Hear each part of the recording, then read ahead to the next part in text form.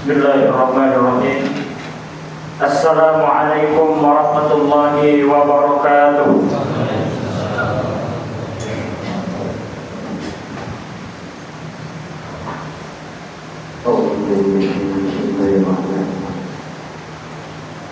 Allahu Akbar,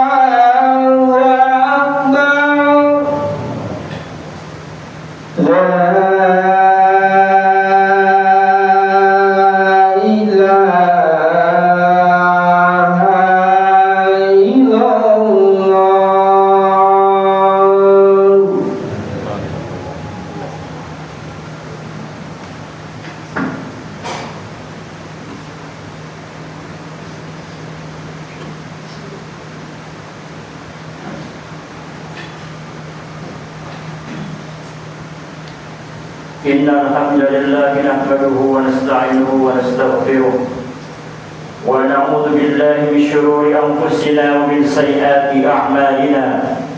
من يهد الله فلا مضل له ومن يضلل فلا هادي له.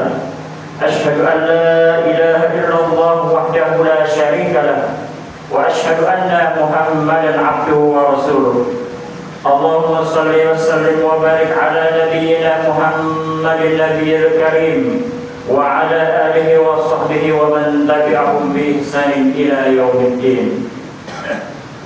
أما بعد فيا عباد الله أوصيكم ونفسي بتقوى الله فقد فاز المتقون. واعلموا قال الله تعالى في كتابه الكريم أعوذ بالله من الشيطان الرجيم يا أيها الذين آمنوا اتقوا الله حق تقاته ولا تموتن إلا وأنتم مسلمون. وقال أيضا يا أيها الناس اتقوا ربكم الذي خلقكم من نفس واحدة وخلق منها زوجها وبث منهما رجالا كثيرا ونساء واتقوا الله الذي تساءلون به والأرحام إن الله كان عليكم رقيبا. وقال النبي صلى الله عليه وسلم اتق الله حيثما كنت واتبع السيئة الحسنة تمحوها وخالق الناس بخلق حسن.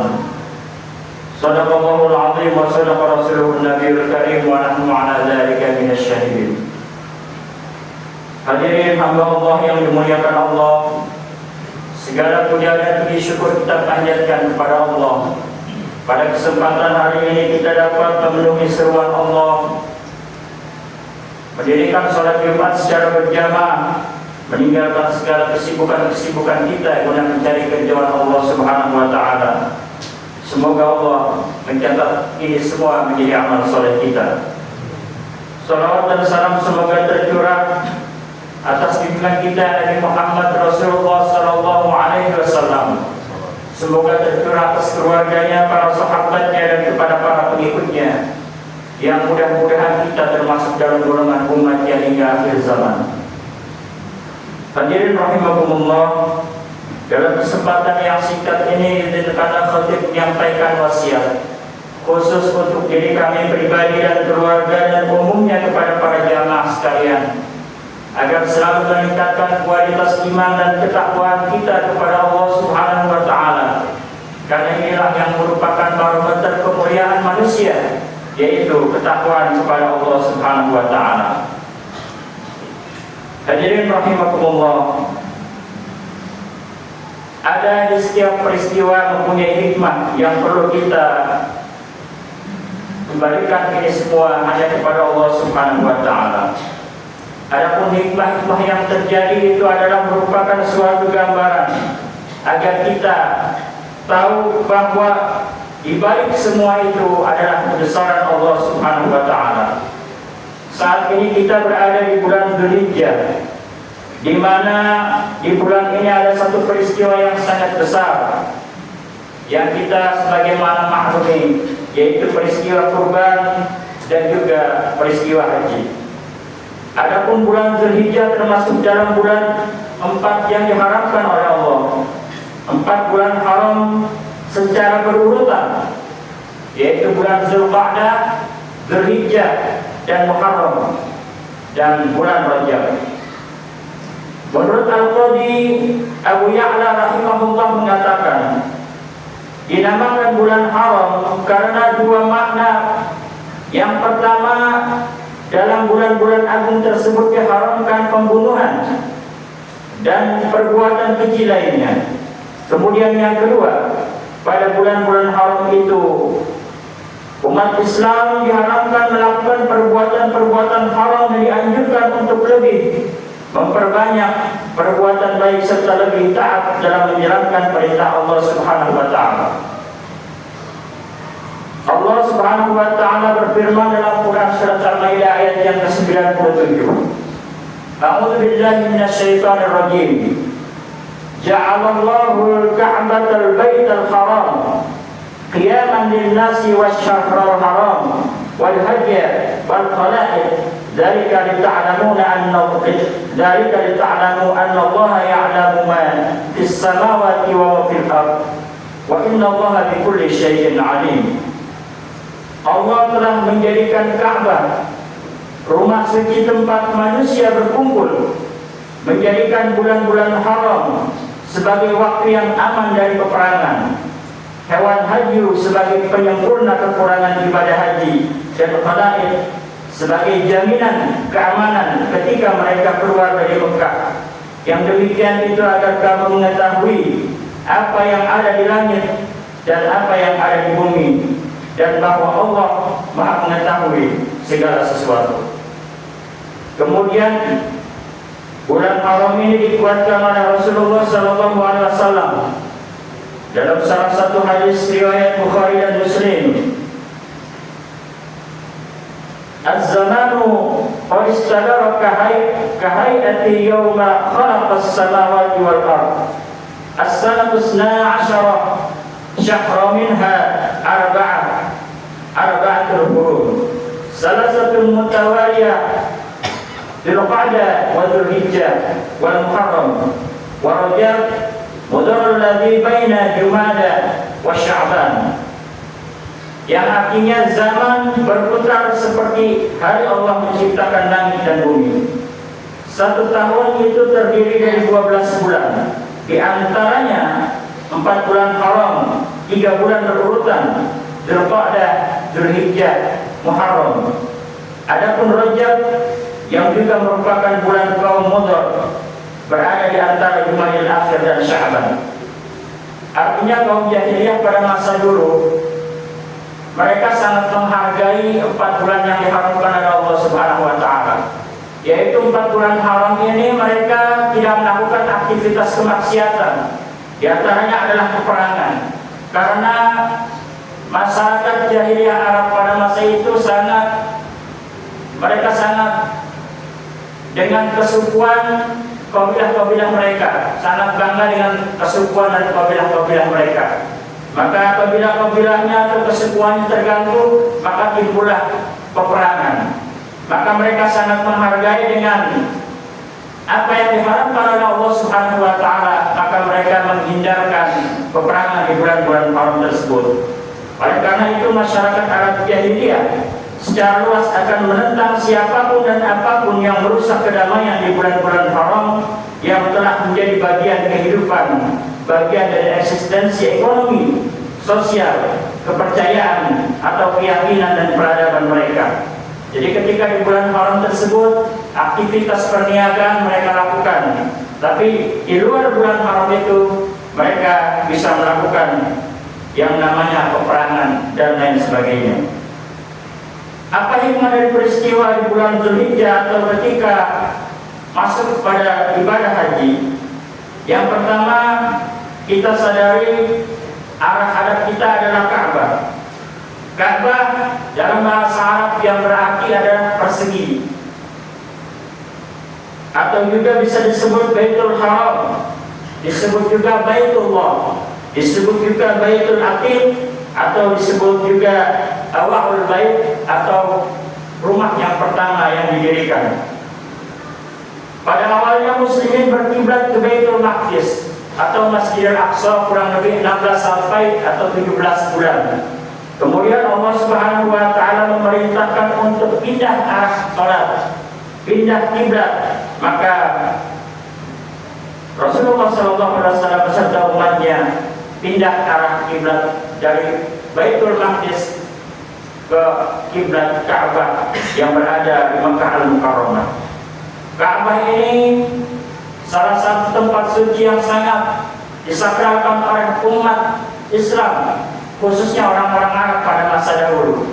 Semasa jahiliyah mereka sangat mensakralkan tempat ibadah yang namanya Ka'bah. Dalam sebuah hadis disebutkan dari Abu Dzar Al-Ghifari radhiyallahu anhu, ia berkata, saya bertanya kepada Rasulullah SAW tentang masjid yang pertama kali dibangun. Maka Rasulullah SAW menjawab, Masjid Al-Haram yang berada di kota Mekah, yang dimana Ka'bah berada tepat di tengah posisinya.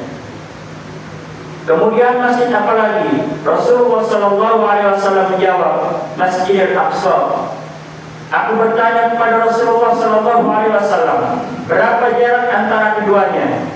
Maksudnya jarak dibangun antara Masjidil Haram dengan Masjidil Aqsa. Rasulullah SAW menjawab, 40 tahun. Diriwayatkan oleh Al-Bukhari, Muslim, Baihaqi, At-Taya dan Ahmad. Hadirin masyarakat muslimin rahimakumullah. Jadi korelasi antara Masjidil Haram dengan Masjidil Aqsa mempunyai kekuatan hubungan yang sangat erat. Bagaimana ketika Abdul Muthalib, kakek daripada Nabi Muhammad Rasulullah SAW, ketika berhadapan dengan Abraha, ditanya Abdul Muthalib oleh Abraha, apa yang kamu inginkan, yang kalian inginkan dari kami? Kata Abdul Muthalib, kembalikan unta-unta kami yang dicuri, yang dirampas oleh pasukan-pasukan kalian. Kemudian Abraha mengejek, cuma segini saja kehebatan dari kaum Quraisy. Kenapa mereka tidak mempertahankan Baitullah? Kata Abdul Muthalib, kalau unta-unta itu akulah rohnya, akulah pemeliharanya. Tapi kalau Baitullah Ka'bah, Allah lah yang menjaganya. Maka seketika itu diseranglah pasukan Abraha dengan tayran ababil atau burung-burung ababil, sehingga mereka mati seperti daun-daun yang dimakan ulat. Ini tersurat dalam Quran surat Al-Fil yang hadirin masyarakat muslimin bisa kembali nanti buka. Kemudian yang kedua, beruswah kepada Nabi Ibrahim alaihissalam. Nabi Ibrahim alaihissalam bergelar Khalilullah. Gelar ini mencerminkan kedekatan dan kasih sayang Allah kepada Nabi Ibrahim alaihissalam, karena kesetiaan kepatuhannya dan kecintaannya kepada Allah Subhanahu wa taala. Dijuluki sebagai bapak para nabi atau Abul Anbiya, karena dari 25 yang tercatat dalam Al-Quran, 19 diantaranya adalah keturunan Nabi Ibrahim alaihissalam, termasuk Rasulullah Nabi Muhammad SAW dari garis keturunan Nabi Ismail alaihissalam. Nama Ibrahim disebutkan 69 kali di 24 surat dalam Al-Quran. Surat Al-Mumtahanah ayat yang keempat, Allah Subhanahu wa taala berfirman, A'udzubillahi minasyaitonir rajim. Qad kana lakum uswatun hasanatun fi Ibrahim walladzina ma'ah. Sungguh telah ada suri tauladan yang baik bagimu pada Ibrahim dan orang-orang yang bersama dengannya. Nabi Ibrahim alaihissalam adalah merupakan salah satu pendamping nama Rasulullah SAW. Ketika kita sholat, nama Nabi Ibrahim senantiasa kita sebutkan dalam sholat Ibrahimiyah. Hadirin ma'asyiral muslimin rahimakumullah. Selain itu juga Nabi Ibrahim alaihissalam mempunyai keimanan yang tangguh kepada Allah Subhanahu wa taala. Kita bisa baca sejarahnya ketika beliau muda sampai beliau membangun Ka'bah, tidak pernah sedikit pun keimanan beliau luntur, malah tauhidnya semakin mantap dan kuat ketika diperintahkan oleh Allah Subhanahu wa taala untuk menyembelih putra kesayangannya Nabi Ismail alaihissalam, yang sampai saat ini kita jadikan salah satu syariat dalam ibadah haji. Kemudian yang ketiga, ibadah haji adalah simbol persatuan dan kesatuan umat.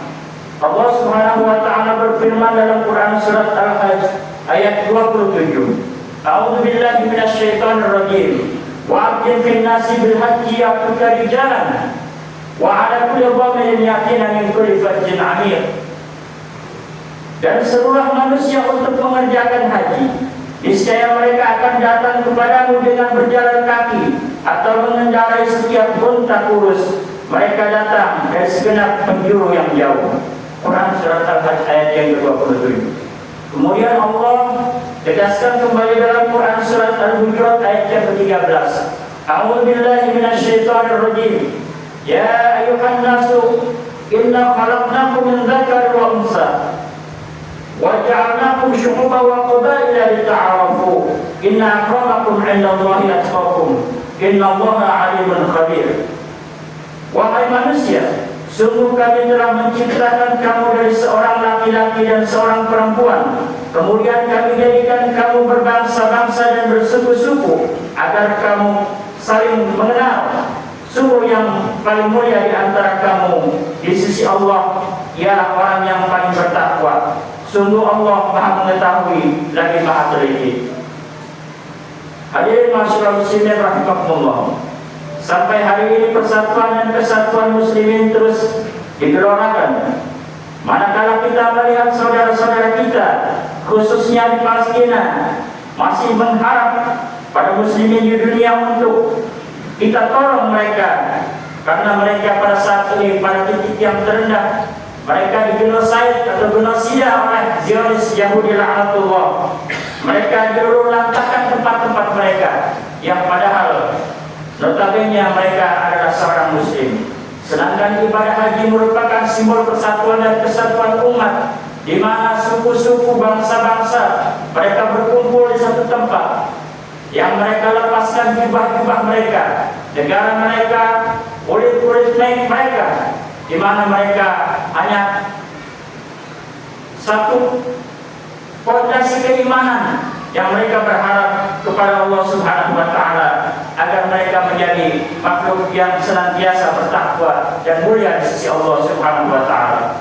Mudah-mudahan sekelumit khutbah ini dapat membuka wawasan dan pikiran kita, dan mudah-mudahan Allah Subhanahu wa Ta'ala senantiasa menguatkan kepada diri kita keimanan dan ketakwaan. Barakallahu li wa lakum bil Qur'anil azim, wa nafa'ani wa iyyakum bima fihi minal ayati wa dzikril hakim. Fataqabbal minni wa minkum tilawatahu innahu huwas samiul alim. Aqulu qawli hadza wa astaghfirullahal azim li wa lakum wa li sairil muslimina wal muslimat fastaghfiruhu innahu huwal ghafurur rahim.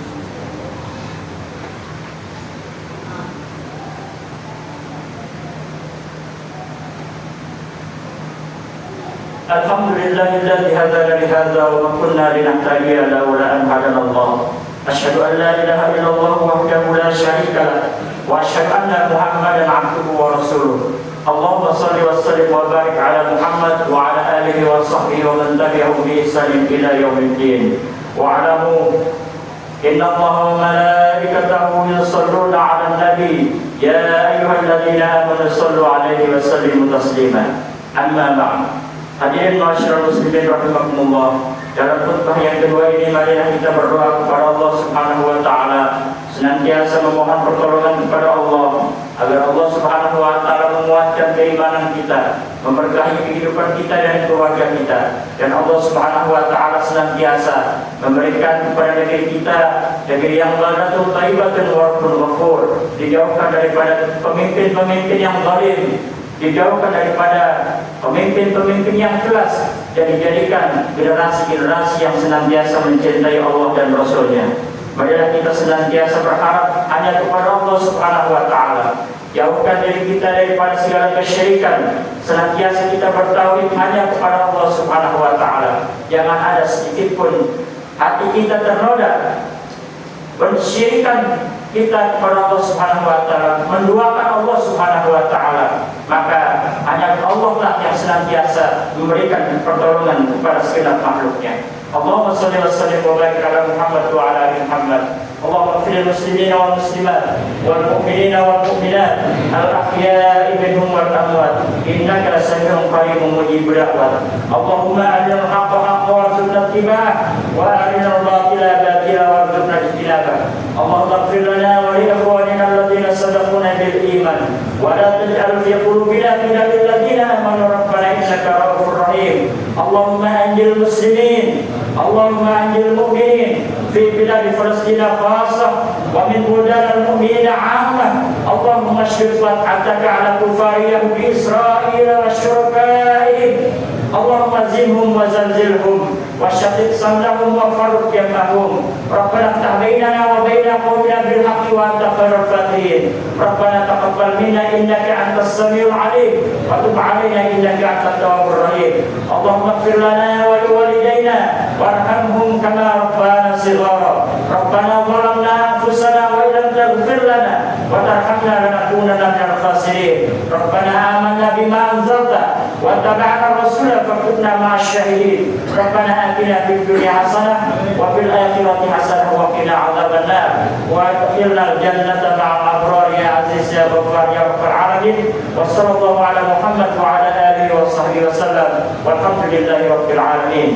عباد الله إن الله يأمر بالعدل والإحسان وإيتاء ذي القربى وينهى عن الفحشاء والمنكر والبغي يعظكم لعلكم تذكرون على ذكر الله أكبر أقيموا الصلاة